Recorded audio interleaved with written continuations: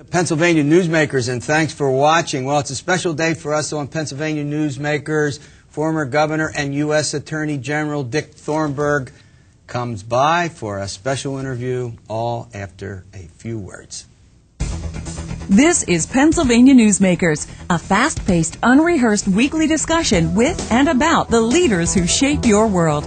And now, here's your host, Terry Madonna.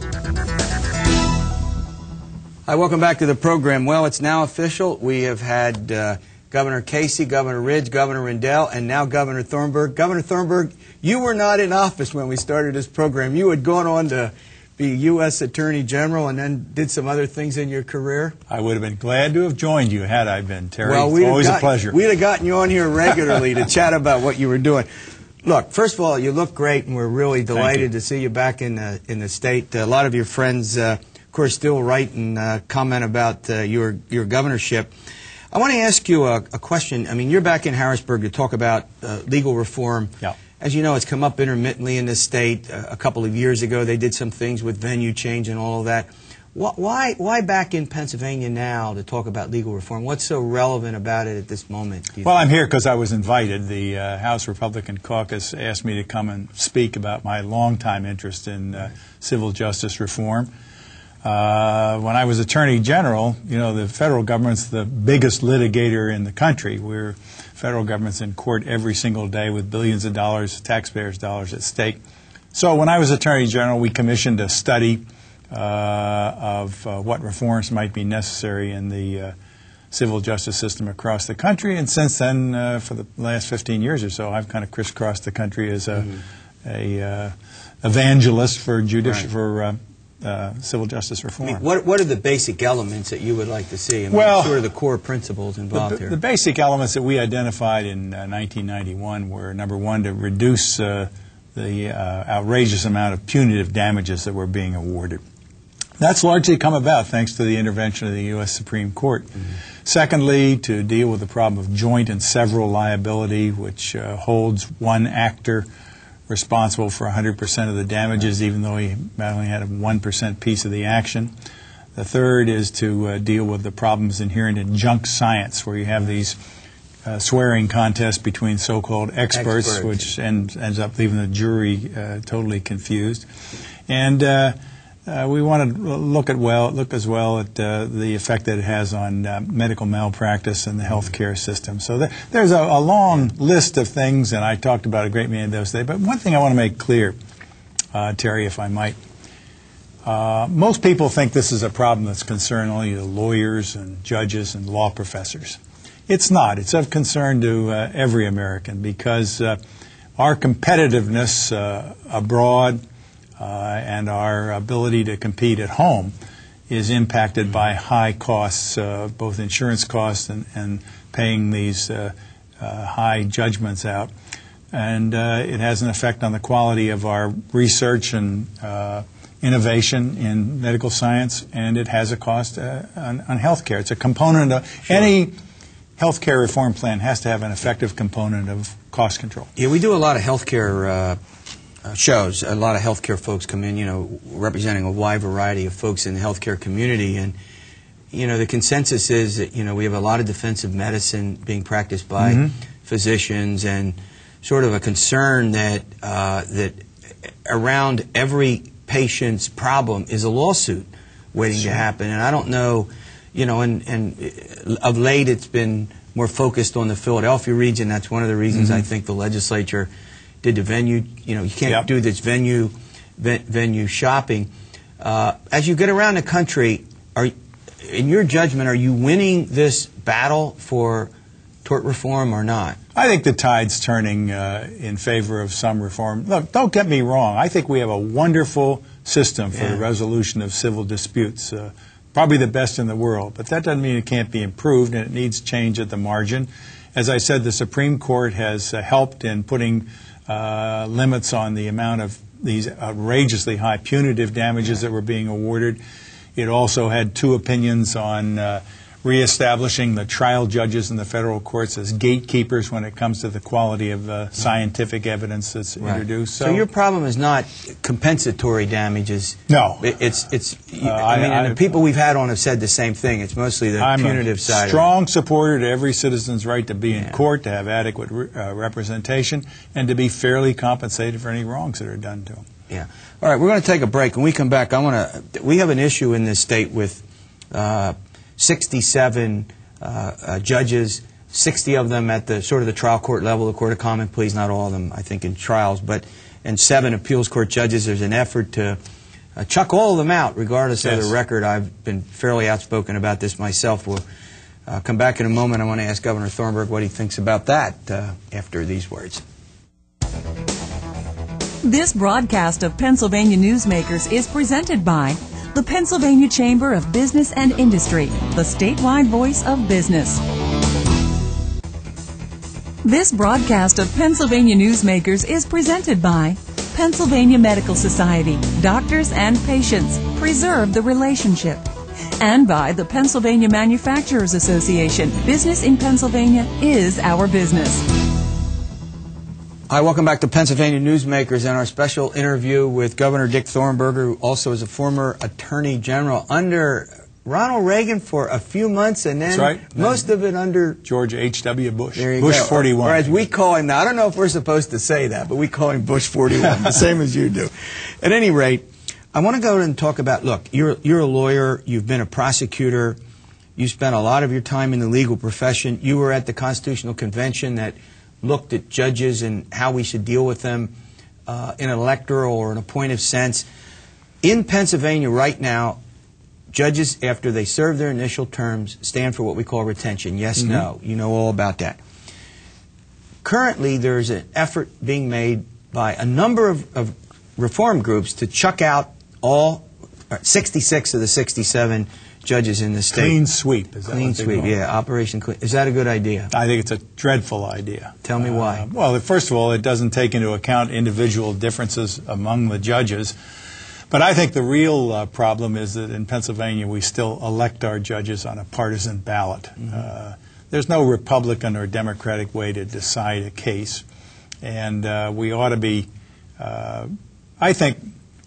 I used to believe in what was called the merit selection system, but I now believe in the federal system where the chief executive, who is accountable to the voters, appoints the judges by and with the advice and consent of the Senate for life. And, of course, subject to impeachment if there's real misconduct in office. But we've gotten very whimsical about what constitutes a good reason to turn a judge out of office, and I think that's going to eventually erode the capability of our judiciary to decide cases fairly. Yeah, let me ask you another question. In that regard, then, would you have at least a panel of distinguished citizens make recommendations to governors? I think that would be a good idea. So they wouldn't turn into a patronage mill. I mean, you could, the problem with the appointed system is you could have sort of a patronage mill. And you know Pennsylvania politics as well as anyone. Former governors, we won't name names, but in the past, it's been certainly a lot of patronage. And there's nothing inherently wrong with that as long as you're appointing good people, I would think. Well, let me say this, Terry. I worked within the federal system, and of course, we used to take for federal appointments, we'd take recommendations from the senators of the state or political leaders in the state. But a great many of those senators and political leaders came eventually to adopt just what you're suggesting. That is a panel of citizens who would screen. I know Senator Specter has one, And that ensures that there's a certain minimum level of competence and a certain lack of partisanship in those judicial appointees. You're never going to get perfect people to serve in any position, but I think you've got to reduce the odds that you're going to get the off-the-wall appointment that doesn't bring credit to the system. Yeah, what is your sense, by the way, I want to point out Governor Thornburgh wrote a book called Where the Evidence Leads. It's his autobiography. I'm sure you can still get it on Amazon. Oh, yeah. And in a number of places. Believe it or not, there are a few thousand copies left. It's a great book. No, I read it in preparation for this interview. I did my homework. And one of the things that has always concerned you has been sort of reform in the judicial process. I mean, when you were appointed to the office of the Attorney General originally in the early 70s, you were in part you came in after Watergate. Yeah. You had some very critical things to say about the Nixon Justice Department and the role of the FBI and the CIA. What is your sense about how all that's evolved over the last couple of decades? These things kind of run in cycles, Terry, as you know. In the immediate post-Watergate period, not only the disclosures during that scandal, but the findings of the Church and Pike committees with respect to the gathering of intelligence and the intrusions upon the private lives of American citizens, all were a matter of great concern. And we in that administration, in the Ford administration, worked hard to try to strike the appropriate balance between effective law enforcement and national security considerations and the privacy rights of individuals.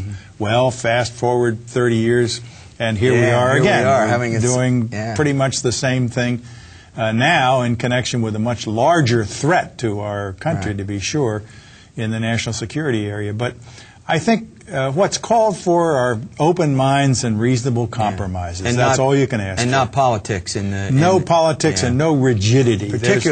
I mean, one of the things that you talked about was the use of electronic eavesdropping to get, when you were, now I'm going to the days when you were a U.S. attorney in the western part of the state and were putting a lot of the mob bosses in where they rightfully belonged, in prison. And you used that technique, electronic... Yes. Court-authorized wiretaps were very important in those. And they were fairly new, right? They were brand new, authorized in 1968.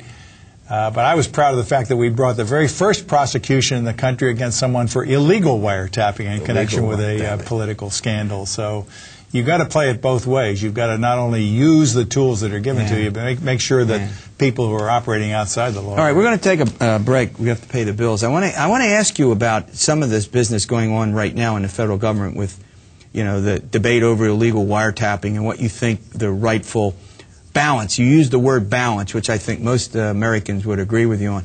We'll be back with our interview with Governor Thornburgh after these words.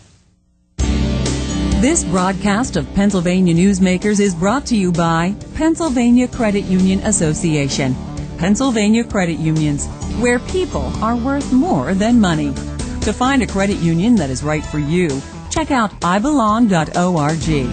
And by the Energy Association of Pennsylvania, Pennsylvania's energy information source. This broadcast of Pennsylvania Newsmakers is presented by the State System of Higher Education. 14 state-owned universities. The state system is the largest provider of higher education in Pennsylvania. And by the Hospital and Health System Association of Pennsylvania, working towards a healthy Pennsylvania. Hi, welcome back to Pennsylvania Newsmakers with former Governor Dick Thornburgh. Governor, I want to ask you this question. I mean, it's really debated right now. We're in the midst of this huge debate about warrantless wiretaps and this business about if a suspected terrorist is abroad and they want to call into the United States, should they have to go to the special court, the FISA court, to get a warrant before the feds can, in effect, monitor those calls, either internet or telephone? Give me your perspective on that. Terry, for the last 5 years, I've served as a consultant to the FBI on their transformation from being just a law enforcement agency to being primarily an anti-terrorist agency. And the biggest thing that they've got to get used to, and it comes tough, is to switch gears and change their mode of thinking from being one of gathering evidence of a crime after the fact to gathering all kinds of intelligence before the fact to thwart some kind of attack by foreign terrorists. And incumbent upon that is having a capability to overhear conversations under court authority where that's available. But with respect to overseas conversations, it's no secret that we have an enormous NSA capability to eavesdrop around the world. And I think what's being puzzled through now is wrestling with two things. One, as you've indicated, striking a proper balance between national security interests on the one hand and privacy interests on the other. And the other is simply to keep abreast of the technology. Back when the FISA law was written, there was no such thing as a cell phone. There was no such thing as the Internet. The computer capability was in its infancy.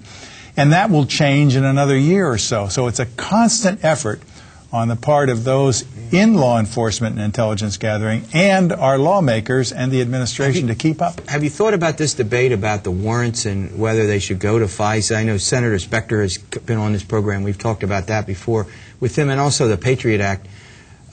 If they're outside of the country and they're on a suspected terrorist list, should they need a warrant to intercept a phone call going in the continental United States? That's the $64 question, and I'd be... It'd take a wiser man than me to give you a definitive answer. That's going to have to be worked out, though. And I think everybody agrees that where possible and where feasible, you ought to have a court intervention, a probable cause. Yeah. But on the other hand, I'd hate to think that we would be unable to thwart some dreadful terrorist attack on this country when there was a call that wasn't intercepted because of delay. Because they need a couple of days to go to a court. I agree. I guess my thinking about it is that I wouldn't be upset if they're on a suspected terrorist list and they get called into the in here, and we had confidence that they really was a suspected terrorist and that weren't willy-nilly. And I know you're smiling because you know that's the a lot more about this than we'll ever know. But you're right. You didn't want to. Why were you calling this person? Yeah. And that could very well unravel a terrible plot against this country. Yeah, it really could. All right, I want to go to another topic here, and that's this Justice Department reform. I want to return to that a bit. When you were appointed by Ed Levy, who you were there to straighten out. What's your sense now about these charges that are made against the Bush administration that they fired you were a U.S. attorney, they fired him for political reasons, and that there's selective prosecution going on? Do you have any sense about that? Well, I think it's all history now. We've got a splendid new nominee for Attorney General that I was pleased to have the chance to testify in favor of. There's no room for politics in the conducting of criminal investigations. Right. Every U.S. attorney is appointed through a political process, to be sure. I knew that my job was in jeopardy every day if I didn't follow the administration's policies and behave myself. And I had to fire a few U.S. attorneys when I was Attorney General. Sure. But the way this was handled, Terry, was very counterproductive. It just wasn't done in a professional manner, and it created a real blot on the department. Which what about the firing of the U.S. attorneys? Yeah, the 9 of them. I think there were 9 of them. Well, for example, a number of them, it was said, were fired because of professional shortcomings. Well, that affects that person's whole career. And they really didn't have a lot of evidence that they at least put forward. No, this was just nickel-dime politics. All right, we're talking with Governor Thornburgh. Final segment coming up. We'll be back after these words. This broadcast of Pennsylvania Newsmakers is presented by Highmark Blue Shield, changing the way health plans work for business with a variety of plan options for employers and more choices for employees. Information is available at highmark.com. Have a greater hand in your company's health. And by the Pennsylvania Healthcare Association, the future of long-term care. This broadcast of Pennsylvania Newsmakers is presented by Penn Future, where we believe that every environmental victory grows the economy, and by the Pennsylvania Cyber Charter School, bringing educational innovation and freedom to the children of Pennsylvania. Hi, welcome back for our exclusive interview with Governor Dick Thornburgh, former governor and U.S. Attorney General. So I want to ask you a question about the presidential election. I'm going to get you involved in that. You knew I was going to get you involved in that, Governor. But I mean, are you happy with the Justice Department right now? I mean, you're a reformer. You've gotten into this stuff. I mean, what changes would you? I mean, you point out we got a decent Attorney General, a good Attorney General. I think everybody now recognizes that. Are there other things about it that you would like to see changed? Well, I think the new Attorney General, which I fully expect to be Judge Mukasey, his first task is going to be fill all the vacancies that exist in that department. I practice occasionally in front of the department. It's very difficult to find somebody to give you a definitive answer. But I think he's got to earn back the respect of the American people that the Justice Department stands for justice, even-handed justice, that there's no political agenda that's being secretly carried out or followed. And appointments have to reflect that as well. I think those of us who served in the department over the years were very distressed over the stories that came out about alleged partisan firings and partisan prosecutions and all the distortion of the mission of the Department of Justice into political channels. That's just not good. Yeah, well, I think most Americans would agree. All right, you're getting into the thicket now. Here we go. This doesn't look good for the Republican Party. You've got an unpopular word, not whether it's right or wrong. No, that's true. You've got an unpopular president. You've got a quarter of the Republican voters saying we're not sure what we should do or who we should vote for in our own party for the nomination. Give me a quick assessment of where you think the Republican Party stands. Well, that's what we have elections for, Terry. Nothing's foreordained about the 2008 election. I think it's going to be an exciting primary season. The Democratic primary looks to be pretty much over. But on the Republican side, you've got 4 or 5 candidates who are people of real substance, who have a message to get out there, and I think they've just got to be encouraged to put their best foot forward and give us a chance within the party to choose the best nominee. And then I think the Republican Party is going to close ranks. And I would not count the Republican Party out of the presidential race in 2008. I mean, I think given what kind of voters you have to reach as a pollster, that, and I'm not saying I'm for or against, I'm neither for nor against candidates, I have to remain neutral, but Rudy Giuliani appeals to kind of the suburban voters that historically are very important to carry big states like this state. You know about that. You've been in a lot of elections here. Rudy, suburban voters. Is he the kind of Republican that it will take the win, or can one of the more conservative, for lack of a better word, Republicans I win? think the conventional wisdom at the beginning of the campaign was that a candidate like Rudy Giuliani or Mitt Romney, who came from basically liberal, moderate to liberal constituencies, didn't have a chance. But I think there are 2 things that have happened since then. Both of them have made an effort to reach out to those people that wouldn't be their normal constituency and say, look, here I am, warts and all. Take it or leave it, but give me a fair hearing. And the second thing is a desire on the part of Republicans across the board to win. I think there's a cohesion there that generally is lacking in the Democratic Party, which seems to be so almost always lacking. Look, I want to thank you for coming in. My pleasure. You're looking great. Give my best to your family, and drop by again. You bet. We'll see you next week for another edition of Pennsylvania Newsmakers, and as always, stay well.